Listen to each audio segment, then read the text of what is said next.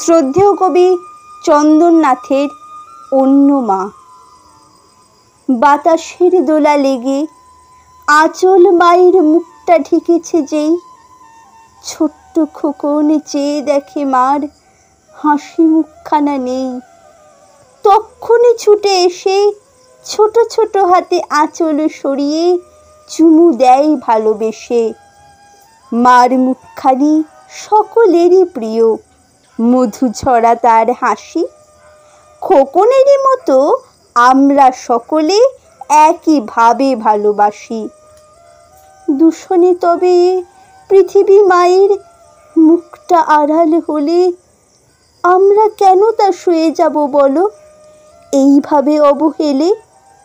এসো তাই সাথী, ছিঁড়ে ফেলি সেই দূষণের আবরণ।